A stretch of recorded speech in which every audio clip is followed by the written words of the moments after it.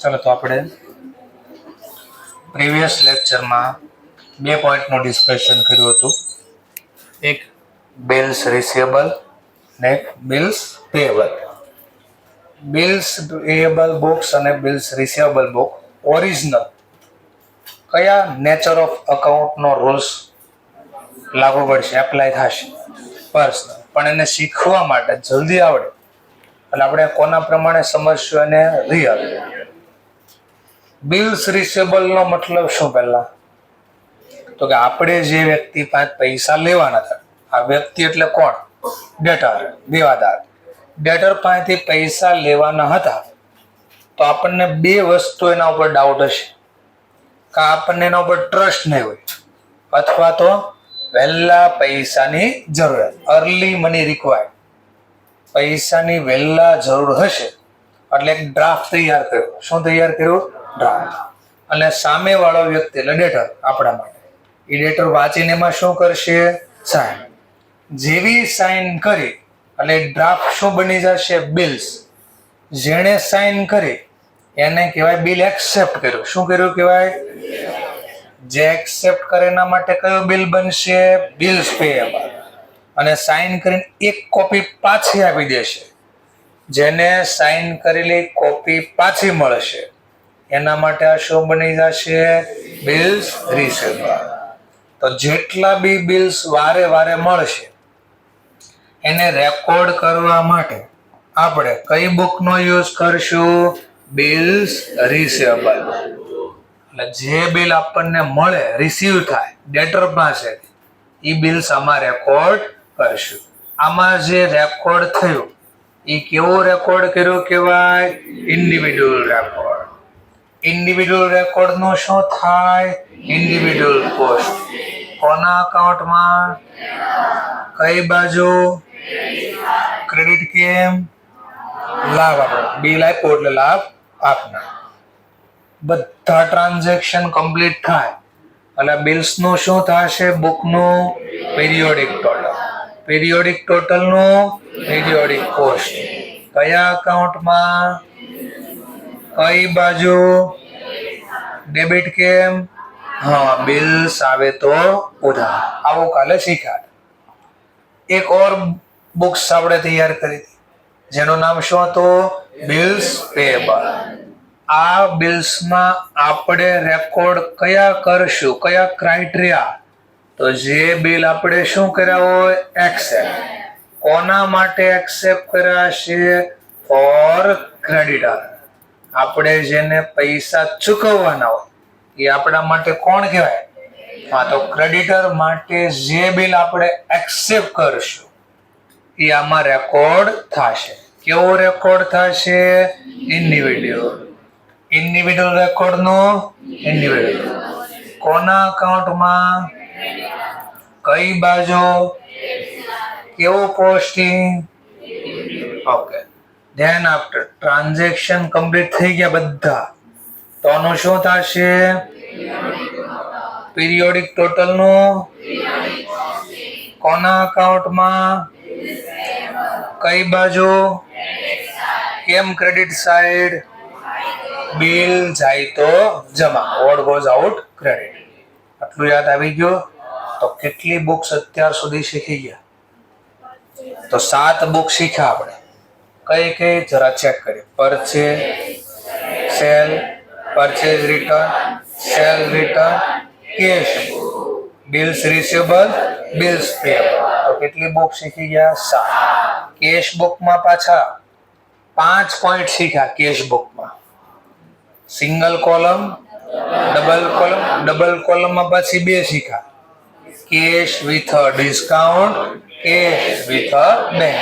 ચલો, ત્યાર પછી શીખ્યા 3 કોલમ કેશ. પછી પેટી કેશ, એમાં પાછા 2 ભાગ શીખ્યા. પેટી કેશ બુકમાં રેકોર્ડ કરવાની 2 system, Impress system, non Impress system. અને આ 2 બુક હમણાં જે શીખાય. આટલું આટલું ખબર પડી ગઈ. હવે જે બુક્સ બનાવી બધી તો શીખાતો ખરી. જો કોઈ ટ્રાન્ઝેક્શનની નોંધ, if any transaction not record in about 7 book, આ 7 બુક જે બોલ્યા એમાં રેકોર્ડ ન થાય એ બધા જ ટ્રાન્ઝેક્શન આપણે ક્યાં કરશું? જનરલ જર્નલ અથવા જર્નલ પ્રોપર. તો બોલે લખ્યું કે જે ટ્રાન્ઝેક્શન ઉપરની એક બી બુક્સમાં રેકોર્ડ ન થાય એ રેકોર્ડ થશે જર્નલ પ્રોપર બુકમાં. જર્નલ પ્રોપર બુકનું ફોર્મેટ આવું છે, જર્નલનું જ ફોર્મેટ છે. જર્નલ પ્રોપર બુક, તો જર્નલ પ્રોપર બુકનો ખુદ ફોર્મેટ છે જે જર્નલનું જ હતું format. Ledger folio, debit amount, credit amount, date અને પર્ટિક્યુલર. તો ક્વેશ્ચન થાય કે બધી બાકીની બુક હતી એના તો માટે અલગ ફોર્મેટ હતું, આના માટે કેમ એઝ ઇટ ઇઝ ફોર્મેટ રાખ્યો, જર્નલનો જ ફોર્મેટ? તો એનું બી કારણ છે. જેટલી બી બુક શીખા ને એમાં બધામાં સ્પેશિયલ ટ્રાન્ઝેક્શન લખાતા. જેમ કે પરચેઝ બુકમાં ઓનલી કયા લખાતા? પણ પાછા કેવા? ક્રેડિટ ઉપર નોર્મલ ગુડ્સ ક્રેડિટ હોય. સેલમાં નોર્મલ ગુડ્સ ક્રેડિટ ટ્રાન્ઝેક્શન સેલનું હોય. તો સ્પેશિયલ બધું મિક્સ લખાતું. કેશ બુકમાં કયા ટ્રાન્ઝેક્શન લખાય? કેશ. બિલ્સ રિસીવેબલમાં બિલ્સ રિસીવ થાય. બિલ્સ પેએબલમાં જે એક્સેપ્ટ કર્યા હોય. તો બધામાં સ્પેશિયલ ટ્રાન્ઝેક્શન જ લખાતા. બટ આમાં બધું મિક્સ છે. જો તો પીરિયોડિક ટોટલ કરીને પીરિયોડિક પોસ્ટિંગ ક્યાં કરશે? બધું મિક્સ ચાલે છે. એટલા માટે આનો ફોર્મેટ કેવું રાખ્યો આપણે? નોર્મલ જર્નલ બુકનું ફોર્મેટ હતું એ જ રાખ્યું આમાં. તો આનો ફોર્મેટ મળી ગયો. ચલો, આમાં કયા કયા ટ્રાન્ઝેક્શન રેકોર્ડ થાય? તો ઓપનિંગ, આ બધું શીખવાનું આવશે ડિટેલમાં ચેપ્ટર 7 માં. આ ચેપ્ટરમાં અહીંયા માત્ર તમને આનું નામ આપ્યું છે તો આપણે નામ શીખવી. ડિટેલમાં શીખશું ચેપ્ટર નંબર 7 માં. છતાં બી થોડું થોડું સમજાવી દો. ઓપનિંગ એન્ટ્રી, ક્લોઝિંગ એન્ટ્રી, પેલા બેમાં ફરક શું? ઓપનિંગ એન્ટ્રીનું ગુજરાતી શરૂઆતની નોંધ. એન્ટ્રી એટલે નોંધ, આમ નોંધ. નોંધ ક્યારે લખાશે પહેલા અને કોની લખાશે? ક્વેશ્ચન થયો ક્યારે લખાશે, કોની લખાશે? તો ઓપનિંગ એન્ટ્રી પડશે. ઓપનિંગ એન્ટ્રી પડશે વર્ષની શરૂઆતમાં. વર્ષની શરૂઆત. વર્ષની શરૂઆતને બે નામથી બોલે, સ્ટાર્ટિંગ અથવા બિગનિંગ અથવા તો કમેન્સમેન્ટ. તો સ્ટાર્ટિંગ નેક્સ્ટ યર. નેક્સ્ટ યરની શરૂઆતમાં રેકોર્ડ થાય. નેક્સ્ટ યરના બિગનિંગમાં એટલે શરૂઆતમાં. બીજા વર્ષની, નવા વર્ષની શરૂઆતમાં ઓપનિંગ એન્ટ્રી લખાય. પણ કોની લખાય, શેના આધારે લખશું? તો એ લખવામાં આવશે પ્રીવિયસ યરના એન્ડની જે બેલેન્સ શીટ હોય એના આધારે. જેમ કે સર એકાદો ડેમો આપો. લો, chapter number 7. Chapter number 7 financial statement of sole proprietor. ત્યાં આવશે આ. જો શું લખો? ઓપનિંગ એન્ટ્રી લખો. તો શેના આધારે લખાય ઓપનિંગ એન્ટ્રી? આ લખશું તો મારે વર્ષની શરૂઆતમાં લખ્યું. શેના આધારે? પ્રીવિયસ યરના અંતની શું હોય? બેલેન્સ. તો આ બેલેન્સ શીટ છે. તો કેમ લખાય? તો એનો ડેમો આપો અને ચેપ્ટર 7 માં પાછું આવશે. તો જેટલી બી એસેટ સાઇડના નેમ હોય આ બધાને કઈ બેલેન્સ હોય? અને જેટલી બી લાયબિલિટી સાઇડના નેમ હોય એકાઉન્ટના આના બધાને કઈ બેલેન્સ હોય? ક્રેડિટ. તો નવા વર્ષની શરૂઆતમાં જ્યાં બેલેન્સ શીટ આપી હતી ગયા વર્ષના અંતની એના આધારે જો આવી જર્નલ લખાય બુકમાં, જર્નલ પ્રોપર બુકમાં ઓપનિંગ એન્ટ્રી લખો છો, એસેટ સાઇડ જેટલા બી નામ છે એ બધાને ડેબિટ કરીશ. Cash account debit, bank account debit, પછી ડેટર અકાઉન્ટ ડેબિટ 30,000. પછી છે ક્લોઝિંગ. કયા વર્ષનું ક્લોઝિંગ? તો આ વર્ષનું ઓપનિંગ. તો આ વર્ષે ઓપનિંગ સ્ટોક બની જાય. ખાલી સ્ટોક લખો તો બી ચાલે, પણ સમજાવવા માટે 35,000. પછી છે મશીન અકાઉન્ટ,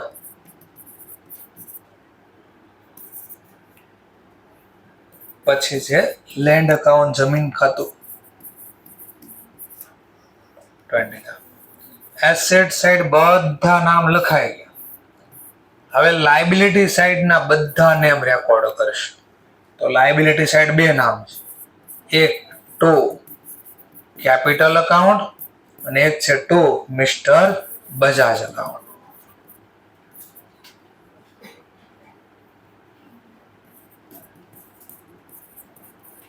રૂપીસ પ્રમાણે આ છે 80,000, રૂપીસ પ્રમાણે છે આ 20,000. આ જે મેં પ્રોસેસ કરીને આને શું લખ્યું કહેવાય? આને મેં શું લખ્યું કહેવાય? Opening entry. સર આવું કરવાથી શું થાય? આવું કરવાથી ગયા વર્ષે મેં ખાતા બધા બંધ કરી દીધા, બેલેન્સ કરીને ક્યાં લખી નાખ્યા? બધા એસેટ સાઇડ લાવ્યા. એટલે ગયા વર્ષનો ચોપડો પૂરો. ચલો આમાંથી કેટલા લોકો 10માનો ચોપડો લઈને અહીંયા આવીને લખે છે? 10માના ચોપડામાં લઈને અત્યારે કોણ લખે છે અહીંયા અકાઉન્ટ? લખો છો? સોરી, બોલવા મિસ્ટેક થઈ. 11માના ચોપડા કોણ લઈને અહીંયા વાપરે છે? કેમ નહીં? એ વર્ષ પૂરું થઈ ગયું તો એ વર્ષના ચોપડા અલગ, કારણ કે 12મામાં પાછા અલગ ચોપડા હોય, અલગ બધું લખવાનું આવે. એમ સી આવ્યો એટલે તમે પાછા સીએ માટે નવા ચોપડા લીધા. એમ જૂનું વર્ષ પૂરું થઈ ગયું તો જૂના ખાતા બધા બંધ થઈ ગયા. શું થઈ ગયા? ખાતા બંધ કરી દીધા, વાર્ષિક હિસાબે ના બનાવ્યા. પણ વર્ષ પૂરું થઈ જાય તો હું આપણા રૂપિયા નક્કામાં થઈ જાય? રોકડા ગયા ને, વર્ષ પૂરું એટલે રોકડા ઘા કરી દેવા, જમીનનો ઘા કરી દે, જેને જોતો હોય લઈ લે. આવું થાય? તો મેં તો આનો મતલબ આવો થયો, ખાતા બંધ કરી દીધા. તો હવે નવા વર્ષે પાછા ખાતા લેઝર બુકમાં ખોલવા પડશે આપણે. ગયા વર્ષે ચોપડા બંધ કરી દીધા તો નવા વર્ષે ફરીથી આ અકાઉન્ટ ઓપન કરવા માટે આ જર્નલ લખી. હવે જો લેઝર પોસ્ટિંગ જો કેશ ખાતામાં કઈ બાજુ? તો કેશ અકાઉન્ટ કઈ બાજુ? Debit side. લેઝર પોસ્ટિંગ તો શીખા ને આપણે. બોલો સામેનું નામ કોણ લખવું આમાંથી? આ વર્ષનું ટ્રાન્ઝેક્શન છે, આ તો ગયા વર્ષનું છે. તો લોકોને ખબર પડે એટલે અહીંયા સૌથી પહેલા તમે 11-12માં જો આવું લખતા, બાકી આગળ લાવ્યા. આ બાકી આગળ આમને ન આવે, પેલા પ્રોસેસ થાય. પણ આપણે તો શું કરે, ધબધબાટી બોલાવી દીધી કે અહીંયા લખવાનું સીડી, અહીંયા લખવાનું બીડી, કામ પૂરું. બરાબર? આ બેલેન્સ બ્રોટ ડાઉન આમને ન થાય. નવો ચોપડો, નવું લેઝર બુક. આ નવા લેઝર બુકમાં નવા ખાતા ઓપન કરવા માટે પહેલા મારે આ લખવું પડે. ચલો એક ઓર લખી દો, કેપિટલ ખાતું. કયું ખાતું? Capital account. કેપિટલ અકાઉન્ટમાં ટુ નો મતલબ ક્રેડિટ સાઇડ. બોલો સામેનું નામ. તો માલિકે હું આ બધું લાવીને ધંધાની શરૂઆત કરીશ. આ તો જૂની બેલેન્સ છે એટલે આવું લોકોને ખબર પડે એટલે પાછું લખી દઈશું by balance brought down. Rupees પ્રમાણે છે માલિકના ખાતામાં 80,000. તો વાંચવાથી ખબર પડે આ વર્ષની બેલેન્સ નથી, આ વર્ષનો હિસાબ નથી, આ બધું જૂનું છે. એટલે જૂની બેલેન્સ આગળ લાવ્યા છે. તો આ જૂના ખાતા ફરીથી ખોલવા માટે નવા વર્ષની શરૂઆતમાં આવું કામ થાય. અને કઈ એન્ટ્રી પાડી કહેવાય? ઓપનિંગ. તો એક્ઝામમાં પૂછે MCQ ઓપનિંગ એન્ટ્રી કઈ બુકમાં લખાય, વિચ બુકમાં રેકોર્ડ થાય ઓપનિંગ એન્ટ્રી? Journal proper. ક્યારે રેકોર્ડ થાય ઓપનિંગ એન્ટ્રી? ગુજરાતીમાં નહીં ના તો ઇંગ્લિશમાં લખવું પડશે. બિગનિંગ નો બોલવું હોય તો કમેન્સમેન્ટ ઓફ ધ વર્ષની શરૂઆતમાં લખવામાં આવે. ઓર ક્વેશ્ચન થાય, શેના આધારે રેકોર્ડ થાય એન્ટ્રી? તો પ્રીવિયસ યરની, વર્ષના અંતની બેલેન્સ શીટના આધારે. પ્રીવિયસ યર બેલેન્સ શીટના બેઝિસ ઉપર આધારે રેકોર્ડ કરવામાં આવશે. તો આટલા MCQ બની ગયા. તો અહીંયા તો આ ચેપ્ટરમાં તો ખાલી આપણે એટલું જ જોવાનું છે. ખાલી નામ પૂછશે કે જર્નલ પ્રોપર બુકમાં કઈ એન્ટ્રી લખાય. તો કેમ લખાય ચેપ્ટર 7 માં આવવાનું છે. ક્યાં આવવાનું છે? ચેપ્ટર. આ લક્ષ્યો કેમ ચેપ્ટર 7 નો ટોપિક છે, પણ આ તો મુદ્દો આવ્યો એટલે અહીંયા સમજાવી દીધું. ચલો, ઓર બીજું નામ હું આપ્યું છે તો ક્લોઝિંગ એન્ટ્રી તમને ત્યાં જ આવશે. ઓપનિંગ એન્ટ્રી પછી ક્લોઝિંગ એન્ટ્રી 206 નંબરનો બેઝ. તો બધા ટોપિક ક્યાં આવવાના છે? આપણે ચેપ્ટર 7. અહીંયા ખાલી નામ આવે છે એટલે હું ખાલી નામ બોલું છું, બરાબર? ચલો, બીજું નામ છે ક્લોઝિંગ એન્ટ્રી, પણ અહીંયા ક્વેશ્ચન પૂછે તો બોલી દો. ક્યારે પાડશો આ closing entry? End of the year, વર્ષના અંતે લખશું. પણ કોને, કેમ અહીંયા આ એન્ટ્રી કોની લખી હતી? તો બેલેન્સ શીટમાં જે એસેટ સાઈડ નામ હતા એના, લાયબિલિટી સાઈડ નામ હતા એના. તો હવે ક્લોઝિંગ એન્ટ્રી કોની લખશો? તો તમને યાદ હોય તો ચેપ્ટર 2 લેઝર પોસ્ટિંગમાં ઇમ્પોર્ટન્સ નોટ આ સમજાવ્યું હતું. સર એવું કોઈ દી નહોતું બોલ્યા, ભૂલથી નહોતા બોલ્યા. ચલો, તો યાદ કરાવી દઈએ. પેજ નંબર 7 ખાસ આ મેન્શન કર્યું હતું. મેં કીધું કોન્ટ્રોવર્સી વાળો મુદ્દો છે, એ પાછું યાદ કરાવી દો. It should be noted that, ધ્યાનમાં લેજો કે nominal account are not balance. Nominal ખાતાની બેલેન્સ કરતા નહીં. તો શું કરશો? તો બેલેન્સ ઇન ધ એન્ડ, વર્ષના અંતે જે બેલેન્સ છે, transfer two profit and loss account. તો આ જે અહીંયા શબ્દ લખતા હતા ને, ટ્રાન્સફર કરજો ક્યાં? Profit and loss account. એ કઈ આધારે ટ્રાન્સફર કરશો? ક્લોઝિંગ એન્ટ્રી ના આધારે. શેના આધારે? Closing entry. હા, તો આ મુદ્દો આવી ગયો આપણો. અહીંયા જે એન્ટ્રી પાડશું એ કોના આધારે પાડીશું? આ એન્ટ્રી ક્લોઝિંગ એન્ટ્રી ના આધારે. કોની પડશે ક્લોઝિંગ એન્ટ્રી? Nominal account. કોની એન્ટ્રી પડશે? ક્યારે પડશે આ entry? End of the year, વર્ષના. કઈ બુકમાં રેકોર્ડ કરશો? જર્નલ. આટલા ક્વેશ્ચન આમાં બનાવો. ચલો, રેક્ટિફિકેશન એન્ટ્રી. ગુજરાતીમાં ને કહેવાય રેક્ટિફિકેશન એટલે સુધારો. શેને સુધારો? તો ભૂલ થાય. આખું નામ છે રેક્ટિફિકેશન એન્ટ્રી ઓફ એરર.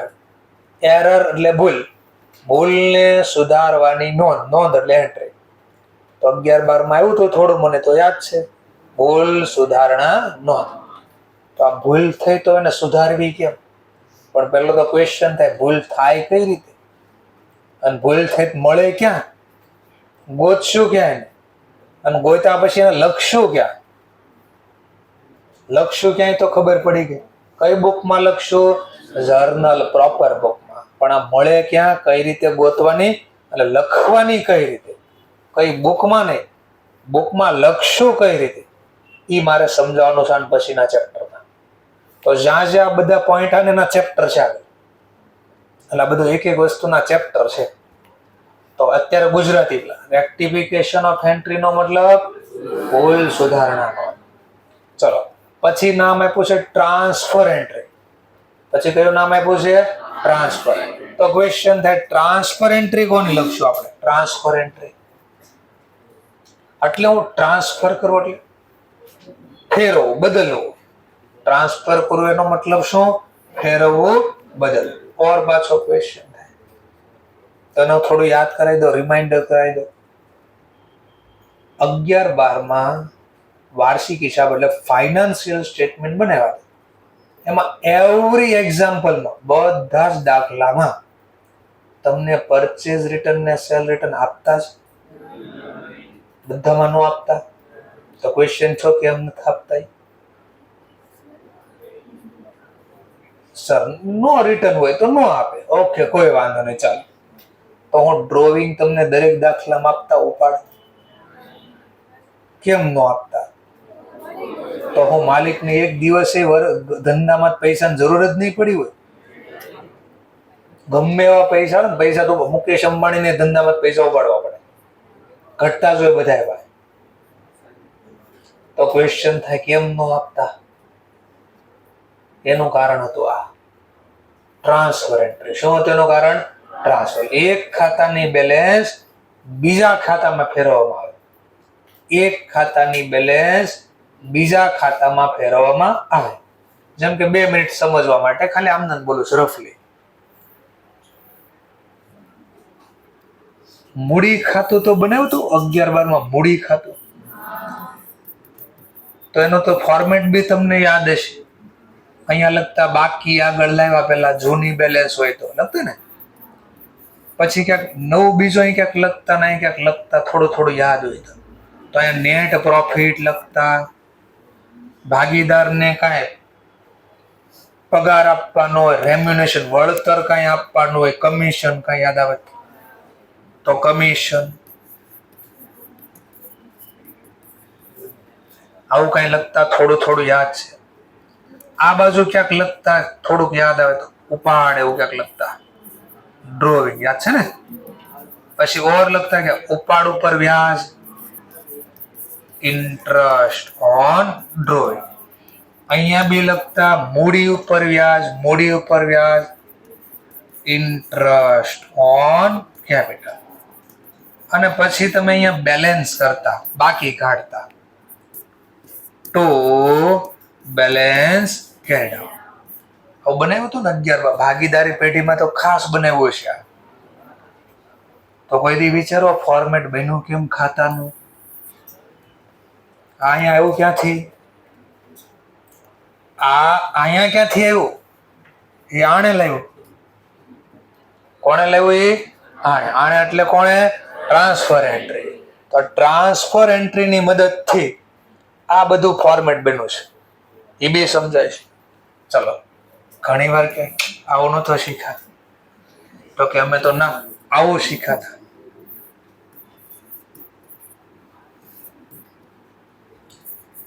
સૌથી પહેલા વાર્ષિક હિસાબમાં તમે શું લખતા? મૂડી કેપિટલ યાદ છે, વત્તા નફો વત્તા મૂડી ઉપર વ્યાજ, આવું લખતા મને તો યાદ છે.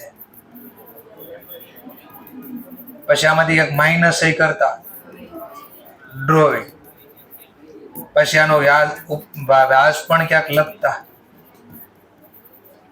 અને નુકસાન હોય આ બે માંથી કોઈ બે ન હોય ક્યારે, તો આવું લખતા ને.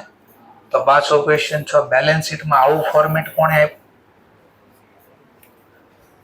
ક્વેશ્ચન છે. તો બધું શીખશું આપણે નિરાતે. બહુ ટાઈમ છે આપણી પાસે. સપ્ટેમ્બર વાળા કરતા આપણી પાસે બહુ બધો ટાઈમ છે. એ લોકો સવારમાં 7:30 થી 4:30 સુધી ભણે અને કલાક પાછી એક્ઝામ આપે, કારણ કે એને વહેલા સીએ બનવું છે. તમારા કરતા 3 મહિના વહેલા સીએ બનવું છે, અને એટલી મહેનત કરે છે. 3 મહિનાની વેલ્યુ છે એ લોકોને. આપણે નિરાશ, કોઈ વાંધો નથી, જસ્ટ ચીલ, એકદમ ચીલ બની જાઓ, કોઈ નિરાશ, કોઈ ટેન્શન નહીં. આપણે સમય મળ્યો છે 3 મહિના એક્સ્ટ્રા, તો એને યુઝ કરવો છે. અગર 3 મહિના ક્યાં વયા ખબર નહીં રહી તમને. એ લોકોએ 2 ફાયદા લઈ લીધા. એક જલ્દી પેલા મહેનત કરી લઈ, પાસ થઈ ગયા તો ઠીક, નો પાસ છે તો બીજી વાર એ જ સમયમાં મોકો મળશે, 3 મહિના એક્સ્ટ્રા વાંચવા મળશે. તેનો ડબલ ફાયદો લઈ લીધો. પૈસા 1 વાર ભર્યા, ફાયદો લઈ લીધો 2 વાર. જો સીએ બની ગયા વહેલા તોય વાંધો નથી, જો નેગેટિવ રિઝલ્ટ આવ્યો તોય કોઈ વાંધો નથી, ફરીથી ટાઈમ મળશે. તમારી જ્યારે પાછા જાન્યુઆરીમાં એક્ઝામ આપશે અને 3 મહિના એક્સ્ટ્રા મહેનત કરશે પાછા, તો તમારે તો એનો ફાયદો ઉઠાવવો છે. ઉલટા ક્લાસીસ એક જ છે, ભણાવવાળા શિક્ષક એક છે, પણ ગેરફાયદો શું થયો? તમે ઓછું ભણો છો. કેમ ઓછું ભણો છો? કારણ કે આપણી પાસે બહુ બધો ટાઈમ છે અને ક્યાં વહી જાય ખબર નહીં રહી. એટલે તૈયારી ચાલુ કરી દેજો. ધીમે ધીમે ધીમે વધતું જશે. શેડ્યુલ બી ચેન્જ થતું જાય ધીમે ધીમે, અને રોજનું રોજ હારે કરતા રહેજો. હવે અહીંયાથી સ્પીડ પકડશે, થોડી સ્પીડ પકડશે એટલે સિલેબસ થોડો ભેગો થશે. અને ટેન્શન ન લેવું કે નથી આવડતું એવું, તો રોજ જેટલો અહીંયા ભણાવી એ નિરાતે કરી નાખો, કોઈ ટેન્શન નહીં થાય. પણ ભેગું કરશો તો કોઈ કાળે સીએ નહીં બનો, અને સીએ બોરિંગ લાગશે, ત્રાસ આપશે. કોક આમ સીએ નું નામ લઈને તોય વડકા ભરશો. તને કોણે કીધું કહેવાનું? આવું થાય. એવું ન કરતા. ચલો આગળ વધીએ આપણે. ટ્રાન્સફર એન્ટ્રી શું છે ખબર પડી ગઈ?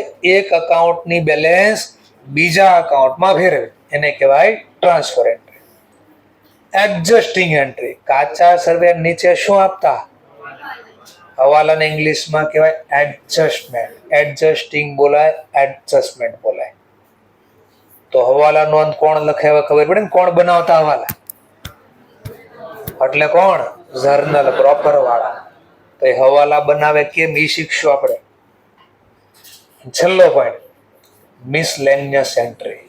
કેવી એન્ટ્રી? Miscellaneous entry. મિસ, સેલ એન્ડ ઇયોસ. મિસલેનિયસ. કઈ એન્ટ્રી શીખવાની છે? મિસલેનિયસ. ઓકે, બસ બસ, જાજુ બોલતા નહીં. હવે ક્વેશ્ચન પૂછે મિસલેનિયસમાં કઈ એન્ટ્રી આવશે? તો આનો લિસ્ટ છે.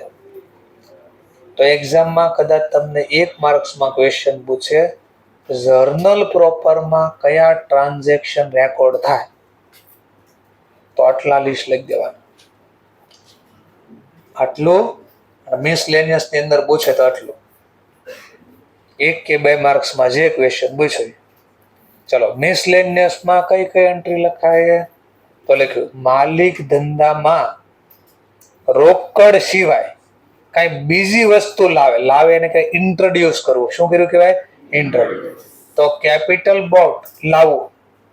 અધર ધેન કેશ, મૂડીમાં માલિક રોકડાનો અધર ધેન કેશ સિવાય, અધર ધેન એટલે ના કરતા, ના સિવાય, રોકડ ના સિવાય બીજું કઈ લાવે. જેમ કે મકાન પડ્યું હોય માલિક પાસે, તો ધંધામાં મકાન લાવીને માલિક ધંધો સ્ટાર્ટ કરે તો એની જર્નલ પડે. બિલ્ડિંગ ધંધામાં આવ્યું, આવે તો ઉધાર. કોણે આપ્યું? માલિકને કયા નામથી ઓળખાય? કહેવાય. તો ટુ કેપિટલ અકાઉન્ટ. બોલો, કેશ બુક વાળા લખ્યા? કેમ ન લખે? કેશ ટ્રાન્ઝેક્શન ખરીદી કર્યા તો પરચેઝ વાળા ના પાડી દીધી, તો બધાય ના પાડી તો કોણ લખશે પછી? Journal proper. એવી રીતે માની લો ક્રેડિટ પરચેઝ એસેટ કરી, માની લો મશીન રોકડેથી ખરીદ્યું તો ક્યાં લખવી? કેશ પરચેઝ કર્યું કેશ બુકમાં. બટ ક્રેડિટ પરચેઝ કર્યું તો પરચેઝ બુક વાળો તો લખશે નહીં, કારણ કે ભાઈ આ તો ગુડ્સ નથી, આ તો એસેટ છે. કેશ બુક વાળો ના પાડશે કે કેશ નથી આ તો એક જ ઓપ્શન વધ્યો, કયો? Journal proper. એવી રીતે કોઈ એસેટ ઉધાર વેચવી, ગુડ્સ નહીં, ગુડ્સ ક્રેડિટ પર સેલ કરવી તો સેલ બુકમાં લખાય. આ તો શું સેલ કર્યું છે ક્રેડિટ ઉપર? એસેટ. તો કઈ બુકમાં લખાશે? Journal proper. કેશ બુક નહીં લખે. કેમ નહીં લખે? Credit transaction. અને આ જે ક્રેડિટ ઉપર એસેટ પરચેઝ કે એસેટ સેલ કરી હતી, ક્રેડિટ ઉપર એસેટ પરચેઝ કરી હતી કે સેલ, એ બંને શું થાય? રિટર્ન. આઈધર આપણે પરચેઝ કરી હતી એસેટ ક્રેડિટ ઉપર, ખરાબ હતી એસેટ, ડેમેજ વાળી એસેટ હતી, રિટર્ન કરી દે. કે મોબાઈલ લેવી ઘણી વાર કદાચ ખરાબ નીકળે તો ફોન શું કરી? પાછો આપી દેવી. કઈ વસ્તુ લાવ્યા હોય, ગાડી કોઈ ખરાબ નીકળે તો પાછી આપી દેવી. કોઈ પણ એસેટ હોય ટૂંકમાં. અથવા તો આપણે કોઈને ક્રેડિટ ઉપર વેચ્યું હતું અને આપણી એસેટ ખરાબ નીકળે તો સામેવાળો આપણને રિટર્ન કરશે. બોલો, સેલ રિટર્નમાં ન લખાય? આ તો લખ્યું છે, જો સેલ રિટર્ન તો લખ્યું છે, પણ એ તો કયા ગુડ્સ હોવા જોઈએ? નોર્મલ. અને આ નોર્મલ ગુડ્સ નથી, આ તો શું છે? એસેટ છે. ચલો, પછી આ એન્ડોર્સમેન્ટ ઓફ બીઆર. આ બીઆર એટલે કઈ યાદ આવે છે કાલે? Bills receivable. બીઆર નો મતલબ અહીંયા બિલ્સ રિસીવેબલ. આને શું કર્યું? એન્ડોર્સ અથવા એન્ડોર્સમેન્ટ. ગુજરાતીમાં કહેતા વેચાણ શેરો. વસ્તુ વેચાઈ ગઈ છે, શેરો કર્યો હશે ને ખાઈ ગયા, એટલે નામ પડ્યું છે વેચાણ શેરો. એટલે હું હોય વેચાણ શેરો? એટલે 11-12 નામ તો આવતું વેચાણ શેરો, આઈ થિંક નામ તો આવતું જ. ચલો, નથી ખબર તો કોઈ પ્રોબ્લેમ નહીં, આપણે શીખશું. ચેપ્ટર નંબર 6 આખો આના ઉપર જ બન્યો છે. મેં પહેલા જ કીધું, જ્યાં જ્યાં નહીં આવડે ત્યાં આ બધું બન્યું છે. તો જો અહીંયા નામ આવશે એન્ડોર્સમેન્ટ. બિલ્સ ને એન્ડોર્સ કર્યો. Bills endorse to creditor. Bills endorse કર્યો. તો આ બી શીખશું આપણે. ચલો, ત્યાર પછી ડિસઓનર થયું. ડિસઓનર નું ગુજરાતી થાય નકારો. બિલના પૈસા સામેવાળાએ ના પાડી, એ કે કોઈને આપ્યા નથી ને બાકી રાખવાના થાતાય નથી. શું કીધું એને? કોઈને આપ્યા નથી અને બાકી રાખવાના થાતાય નથી. આનો મતલબ કોઈને આપ્યા નથી તો તમારા ક્યાંથી બાકી રહે? બરાબર. ઘણી વાર સીધી રીતે નો કે આવો શબ્દ વાપરે. આ તો બધું સિસ્ટમ વહી ગઈ. બાકી ગામડામાં જે રહેતા હોય ને, એ બોલે ને તો એની સ્પીચ અલગ હોય આખી. એ કહેતા ક્યાંક હોય અલગ, મિનિંગ ક્યાંક અલગ નીકળતો હોય. ઠીક છે, ચલો. એન્ડોર્સમેન્ટ નો મતલબ શું થઈ ગયો પહેલા? એટલે એનો મતલબ આપણું બિલ આપણે બીજા કોઈને આપી દેવું, શેર કરવી. આપણું બિલ બીજા કોઈને શેર કરવી, આપવી. એને ઇંગ્લિશમાં શું કહેવાય? એન્ડોર્સમેન્ટ. શું કર્યું કહેવાય? એન્ડોર્સમેન્ટ. ડિસઓનર નો મતલબ નકારો. આપણા ડેટરે પૈસા આપવા ના પડતી, કે પૈસા આપવાના થતા નથી, કે જય કોંગ્રેસ, કોને પૈસા આપ્યા છે તો તમારા બાકી રાખશું. ખબર છે કોંગ્રેસ વાળા શું કર્યું? બધી પૈસા જ લઈ લીધા બધા. Cancellation of B/P. આનો મતલબ બિલ્સ પેયેબલ. કેન્સલ કર્યો બિલ, આપણે શું કરી નાખ્યું? કેન્સલ. તો આ બધું અહીંયા લખે ને, ચેપ્ટરમાં બધી આમનો લખવાની છે આપણે. તો ચેપ્ટર 6 આખો આના ઉપર છે. 8 જર્નલ લખવાની એટલે ચેપ્ટર પૂરું. Abnormal loss of stock or asset. કયો વર્ડ છે? એબનોર્મલ. તો નોર્મલ શું હશે? તો બે પ્રકારના લોસ આવે. એક નોર્મલ લોસ આવે, એક એબનોર્મલ લોસ આવે. હવે બેનો તફાવત જાણવી. એવો લોસ જે આપણા કંટ્રોલમાં હોય, જેને આપણે અવોઇડ કરી શકીએ, ટાળી શકીએ, એને કહેવાય એબનોર્મલ લોસ. એવો લોસ જેને આપણે ટ્રાય કરવી, ટાળવાની, એટલે અટકાવવું તો એકવાર અટકાવી શકાય, તો એવા ટ્રાય કરી પણ તોય લોસ કદાચ થઈ ગયો, પણ આપણે અટકાવવું તો ટ્રાય કરી શકાય, એને કેવો લોસ કહેવાય? એબનોર્મલ. નોર્મલ લોસ નો મતલબ એને ટ્રાય કરો ને તો બી નો અટકે, લોસ થાય ને થાય. એના સ્વભાવમાં જ હોય બગડવો, બબડવો નહીં. ઘણાના સ્વભાવ જ બબડે એવો હોય. બબડવો નહીં, બગડવો. સ્વભાવમાં જ બગડવું એટલે ખરાબ થાય, લોસ થઈ જાય. અમુક વસ્તુ એવી હોય, એના નેચર જ એવા પ્રકારનો, એ લોસ થાય ને થાય. સર એકાદો ડેમો આપો. જેમ કે ઘરે માની લો મમ્મી શાકભાજી લાવે, તો ટમેટા છે, કાંદા છે, કોઈ પણ વસ્તુ લાવે, સબ્જીમાં કાંઈ પણ લાવ્યા માની લો, સબ્જીમાં કાંઈ પણ લાવ્યા માની લો, તો એ કેટલો સમય સારું રહે? આંખો ખોલીને બે ન બગડવા દો તો 1 દિવસ, 2 દિવસ, 3 દિવસ, ફ્રીજમાં મેં કહો તો 5 દિવસ એકવાર. પણ એ ખરાબ થાય ને થાય. એના સ્વભાવમાં છે, બગડી જવું એના સ્વભાવમાં છે. હવે બહુ ટ્રાય કરી રોકવાનો, છતાં બી લોસ રોકાણો નહીં. તો એને કેવો લોસ કહેવાય? નોર્મલ. વસ્તુ ખરીદી, પછી એનો વેચવા જાય એની પહેલા બગડી ગયા, જેમ કે રોડ ઉપર આજે શાકભાજીની લારી લઈને બેઠા હશે, એનો શું બધી વસ્તુ વેચાઈ જતી હશે? જે વસ્તુ ન વેચાય તો બગડી જાય, પછી તો એને વસ્તુ ખરીદી, વેચાણી નહીં તો એનો લોસ કહેવાય. કેવો લોસ કહેવાય? Normal loss. એબનોર્મલ લોસ કોને કહે? તો એનો ડેમો આપો. આમાંથી જેટલા લોકો બી માની લો ગાડી લઈને આવે છે, તો નીચે ગાડી પાર્ક કરી છે તમે? તો ગાડી પાર્ક કરીને શું કર્યું? પહેલું કામ ચાવી લઈ લીધી. શું કામ ચાવી લઈ લ્યો છો? એમાં રવા દો, શું વાંધો તમને? ડેમો લો ને એકવાર, નીચે બહાર પાર્કિંગ કરજો ને રોડ પર, અને ચાવી એમાં રહેવા દેજો. અને બીજું, હંમેશા ડેમો લે, હું બહુ બધા ડેમો આપીશ, પણ ડેમોમાં સંપૂર્ણ જવાબદારી તમારી રહેશે. એમાં કોઈ નુકસાન થાય તેના માટે હું જવાબદાર રહીશ નહીં. તો તમારે ડેમો લેવો હોય તો લઈ શકો છો. તો આ ચાવી કાઢો છો એનો મતલબ શું છે? એ લોસ ચોરી થતી અટકાવો છો તમે. છતાં બી ઘણી વાર મે બી ચોરી થઈ શકે, પણ આપણે અટકાવવા માટે પ્રયત્ન તો કર્યો. તો જે લોસ, માની લો વોચમેન હોય, કેમેરા હોય અને ચાવી કાઢી લીધી, તો પછી બહુ ચાન્સીસ ઓછા હોય વસ્તુ ચોરાવાના, કારણ કે એને આપણે અટકાવી શકાય ચોરી થતા. સમજાણો મુદ્દો? ચલો, તો લોસ કેવો છે? આ એબનોર્મલ નો મતલબ, લોસ નો મતલબ, માની લો વસ્તુ ચોરાઈ ગઈ, નુકસાન થયું, આગ લાગી ગઈ. એટલે અનુમલિક ઓળખો ને, આગ લગા દી, આગ લગા દી, તો લાગી ગઈ આગ. તો આગ લાગી ગઈ, વસ્તુ આપણે ડેમેજ થઈ ગઈ. ફ્લડ આવી ગયો, ફૂડ નહીં, ફ્લડ, કારણ કે સુરત વાળા ભૂખ્યા ને ભૂખ્યા જોઈએ. ફૂડ નહીં, ફ્લડ, ફ્લડ એટલે પૂર, પૂર આવી ગયું, તો બી આપણી વસ્તુ ડેમેજ થઈ જાય. તો બધા લોસ ને કેવો લોસ કહેવાય? એબનોર્મલ. પછી માની લો ગુડ્સ બળી જાય તોય ભલે, એસેટ બળી જાય તોય ભલે, અને કેવો લોસ કહેવાય? એબનોર્મલ. બોલો, રોકડા કઈ આવશે? રોકડા નો આવે તો કેશ બુક વાળા ના પાડી દે, અને બીજી કોઈ બુક નું ટ્રાન્ઝેક્શન નથી. તો કોણ લખશે આપણે ટ્રાન્ઝેક્શન? Journal proper. ચલો, return of bad debt. Write off અથવા રિટર્ન ઓફ નો મતલબ થાય માંડી વાળો. શું થાય? માંડી. ઘાલખાદ માંડી વાળો. ચલો, આની નો બેડ ડેટ કોને કહે? પેલા બેડ ડેટ તો ગુજરાતી કીધું. ઘાલખાદ એટલે હું? તો કે બેડ, બેડ ડેટ.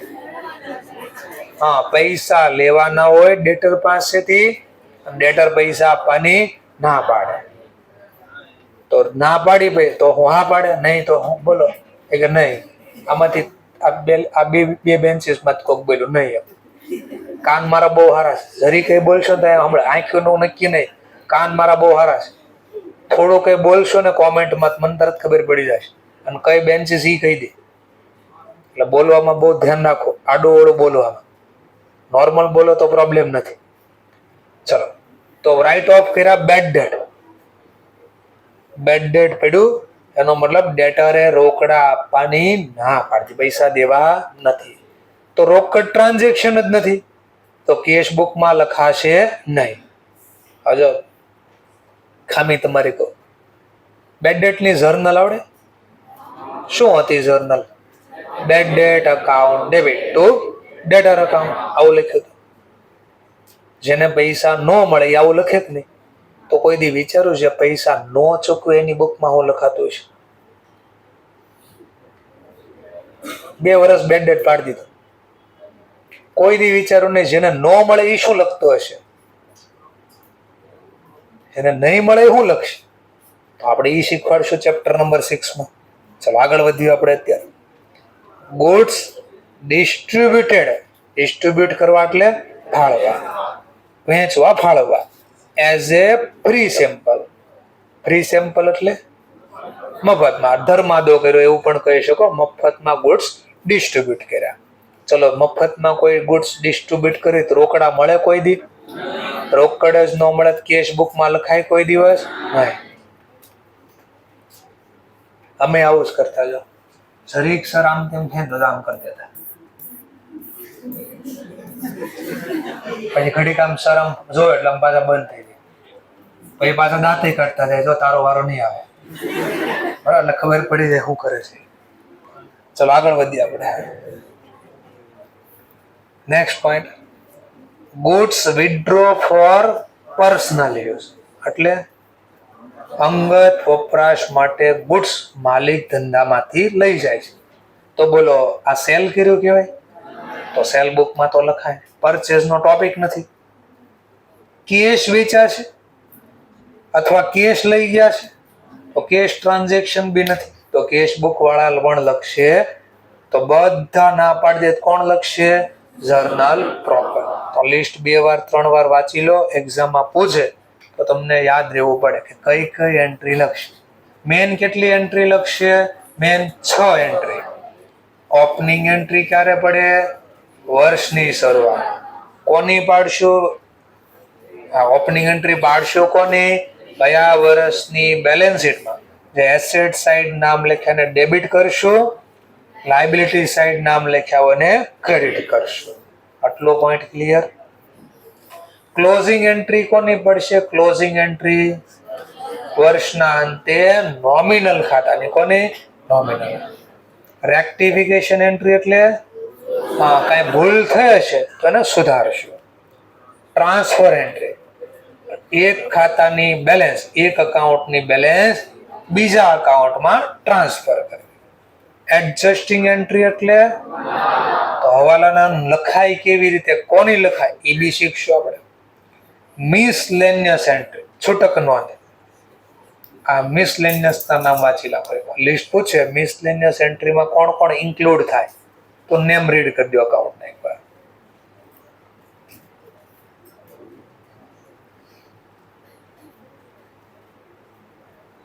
એટલે આ ચેપ્ટર આપણું અહીંયા પૂરું થયું.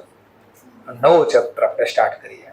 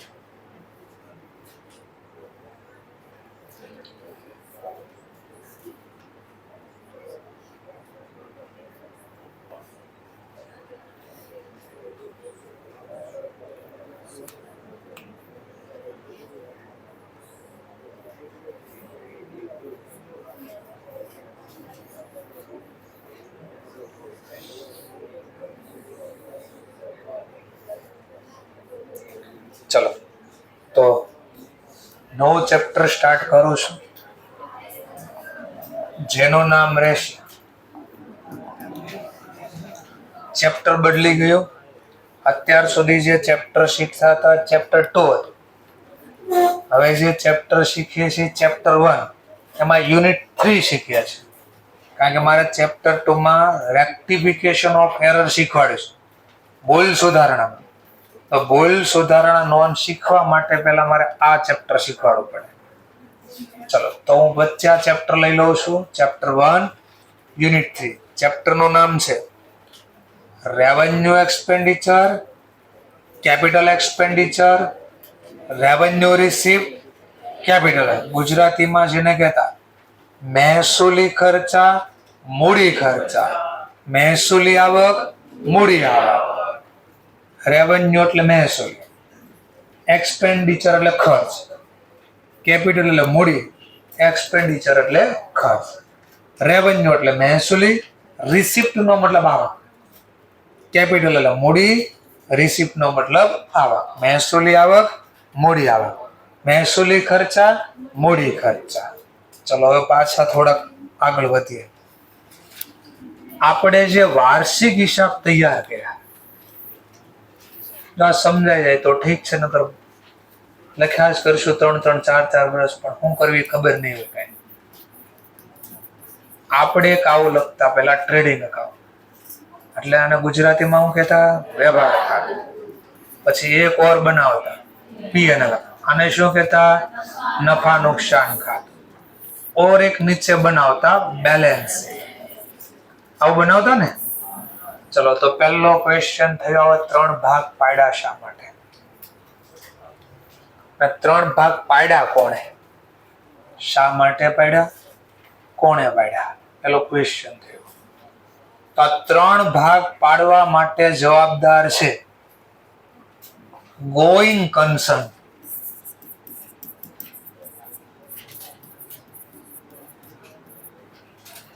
Going concern. ગોઈંગ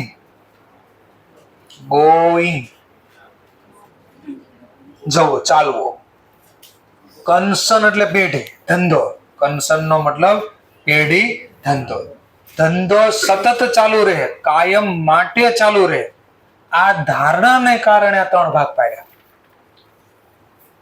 ધંધો કાયમ ચાલુ રહેવાનો છે, તો એ ધંધો કાયમ ચાલુ રાખવા માટે મારે આ 3 ભાગ પાડવા પડ્યા. નકર કોમન સેન્સ લગાવી. ચલો, આમાં જે ગ્રોસ પ્રોફિટ કે ગ્રોસ લોસ એટલે કાચો નફો ખોટ મળતી ક્યાં જાતી? પછી આમાં અહીંયા ક્યાંક મળતું નેટ પ્રોફિટ નેટ લોસ, ચોખ્ખો નફો ચોખ્ખી ખોટ, એ ક્યાં લખતા? બેલેન્સ શીટમાં અહીંયા જ લખતા ને. તો એનો મતલબ બે માહિતી અહીંયા જ આવી ને છેલ્લે. તો આમાં જ બધું નું ભેગું બનાવી દેવાય, ત્યાં જ બનાવી દેવાય ને બધું ભેગું. છેલ્લે તો બેલેન્સ ટોટલ કરીને અહીંયા જ લાવ્યા. છેલ્લે ટોટલ છેલ્લું અહીંયા જ આવ્યું ને. તો અહીંયા જ ભેગું ન બનાવવું જોઈએ. કેમ અલગ પાડ્યું? આણે કીધું ભાઈ અલગ કરો, ધંધો કાયમ ચાલવાનો છે એટલા માટે. ચલો ઓકે, પેલા થોડી ખબર પડી આ 3 ભાગ પાડ્યા કોના કારણે? આના કારણે. હવે બીજો ક્વેશ્ચન, પણ આ 3 માંથી કયા ભાગમાં શું લખવું ઈ કોણે કીધું? આ ટુકડામાં શું લખવું, આ ટુકડામાં શું લખવું, આ ટુકડામાં શું લખવું? તો એના માટે આણે કીધું revenue expenditure, capital expenditure, revenue receipt, capital. આણે કીધું. 11-12 શીખાતા ને મહેસૂલી ખર્ચા, મૂડી ખર્ચા. કોને કહેતા મહેસૂલી ખર્ચા? જેનો લાભ કેવો હોય? 1 વર્ષ કરતા ઓછો છે, એને મહેસૂલી ખર્ચા કરતા. અને જેનો લાભ 1 વર્ષ કરતા વધારે સમય માટે મળે એને શું બોલતા? મૂડી ખર્ચા.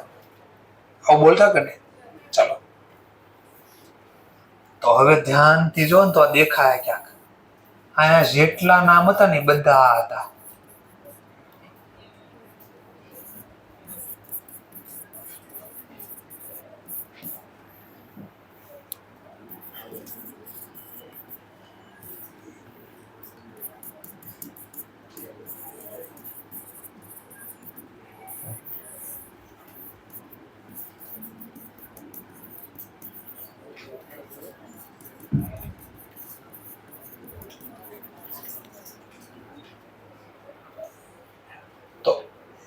અહીંયા જે લખતા ને બે ટ્રેડિંગ ને પીએલ માં બધા રેવન્યુ એક્સપેન્સ હતા. શું હતા?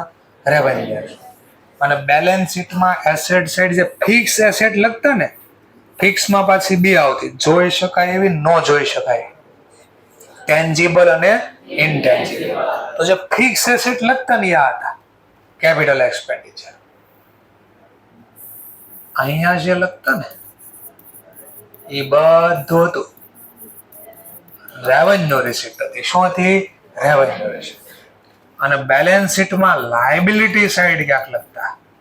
લાયબિલિટી પાછી 3 ભાગમાં હતી. આ 2 ભાગમાં હતું ફિક્સ એસેટ, કરંટ એસેટ. ગુજરાતીમાં કહેતા કાયમી મિલકતો અને ચાલુ મિલકતો. યાદ છે ક્યાંક? ચાલુ મિલકતને ઇંગ્લિશમાં કહેવાય કરંટ. આમ અડવી નામ ચોંટ આવે ને કહેવાય કરંટ એસેટ. ચલો, આ 3 ભાગ હતા. એમ મૂડી, એક તો માલિકનું રોકાણ લખતા, માલિક પ્રત્યેનું દેવું. પછી લખતા ધંધાની બહારના દેવા, ધંધામાં માલિક ઉપરાંત બીજા દેવા. બીજા 2 પ્રકારના દેવા હતા. એક લોંગ ટર્મ લાયબિલિટી હતી અને એક હતી શોર્ટ ટર્મ લાયબિલિટી. તો એમાં આની વાત થાય છે. આ બેને આ જે 2 હતું ને એ હતું તમારું capital receipt. Revenue receipt, capital receipt. Revenue expense, capital expenditure. અને હતું હું આને કહેવાય સોર્સ ઓફ મની. કિસાન કે ઝોમેટો? સોર્સ ઓફ મની, સ્ત્રોત. પૈસાનો સ્ત્રોત કહેવાય. પૈસા ક્યાંથી આવે ને દેખાડે. આ ભાગ દેખાડે પૈસા ક્યાંથી આવ્યા, ક્યાંથી લાવ્યા. અને આ દેખાય applicable of money, application of money. Apply કરવું, એપ્લિકેશન કરો એટલે લગાડવું. પૈસા ક્યાં લગાવ્યા?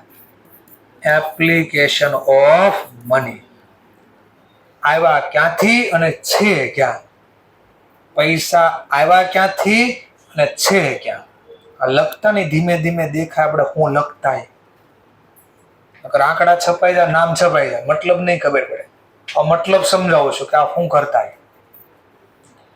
આ જે લખ્યું હતું ને બધાનો બેનિફિટ મળે મને લેસ ધેન 1 year. આનો બેનિફિટ મને કેવો મળશે? Less than 1 year 12 month. Less than 1 year. અહીંયા ખર્ચા લખતા ને એનો લાભ મને ઓછો મળતો, અને અહીંયા જે ખર્ચા લખતા ને એનો બેનિફિટ મળતો મોર ધેન 1 year. અત્યારે રફલી બોલું છું, બધું કાલે ડિટેલમાં સમજાવીશ. બેનિફિટ જેનો મળે છે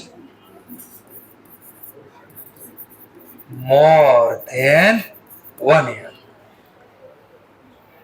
અહીંયા જે લખતા એ કેશ ઇનફ્લો લખતા, લાભ નો લખતા.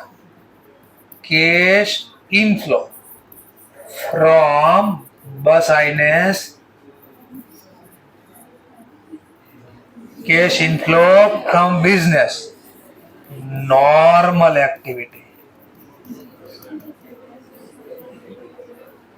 આ જે લખ્યું આને કહેવાય cash inflow from business, business. Cash inflow from business, non-normal activity. તો આવું થયું ક્યાંક. આજે શીખાય આવું ક્યાંક શીખતા હતા તમે. એના ડિટેલમાં સમજવાનું છે આપણે. તો પેજ નંબર 64 ઉપર તમને લખ્યું હતું રેવન્યુ એક્સપેન્સ. હવે બધું મેં લખ્યું નહીં દેખા, ધીમે ધીમે ત્યાં આ ભાગ શીખવીશ આટલો. સચ એક્સપેન્ડિચર, સચ એટલે એવો, whose કે જેનો, બેનિફિટ ગેટ મેળવવું, લેસ ધેન 1 year. જેનો એવો ખર્ચો જેનો લાભ ધંધાને મળતો હોય 1 વર્ષ કરતા ઓછા સમય માટે. એવા ખર્ચને ઇંગ્લિશમાં કહેવાય રેવન્યુ એક્સપેન્સ. તમને ઘરે આપે ને રૂપિયા, 1 રૂપિયો બી આપે ને 1 રૂપિયો, તો એ તમે વાપરશો ક્યાં? જેમાંથી તમને ક્યાંક મળે એવી જગ્યાએ વાપરો. 1 રૂપિયો હોય ને તો બી 1 રૂપિયાને એવી જગ્યાએ વાપરશો જેમાંથી ક્યાંક તમારે જોતોય નહીં મળે. ગમે ના નો વાપરી નાખો, જોતું હોય ને એવી જગ્યાએ વાપરો. તો આપણે ક્વેશ્ચન થાય, પૈસા ધંધામાં વાપરા, એનો લાભ મળે છે કે નથી મળતો એ ગોતવી પડશે. કેમ આવો ભાગ પાડ્યો ને એ સમજે. કેમ અહીંયા સામ સામે લખ્યો? તો એનું કારણ હતું ખર્ચો તો કર્યો પણ એ ખર્ચનો લાભ મળ્યો કે નહીં, તો મારે એને સરખાવવું પડશે, મેચિંગ કરવું પડશે. શું કરવું પડશે? મેચિંગ. પેજ નંબર 65 છેલ્લેથી બીજી લાઈન, કોની સાથે મેચ કરશો? Match with revenue receipt. આની હારે સરખાવવું પડશે. સરખાવશું તો ખબર પડશે લાભ મળ્યો કે નહીં. જેમ કે સમજવા માટે, આ પેન 60 રૂપિયામાં ખરીદી. કેટલામાં ખરીદી? કેટલો નફો થયો, કેટલો લાભ મળ્યો? 60 રૂપિયામાં પેન ખરીદી, બોલો કેટલો લાભ થયો, કેટલો નફો થયો? 60 રૂપિયામાં ખરીદી હવે મને કેટલો નફો છે, કેટલો લાભ છે, બોલો. તો તમારે શું જોતું છે?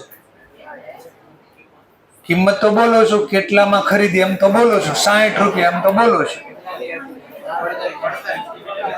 હા, આ તો પડતર છે 60 રૂપિયામાં.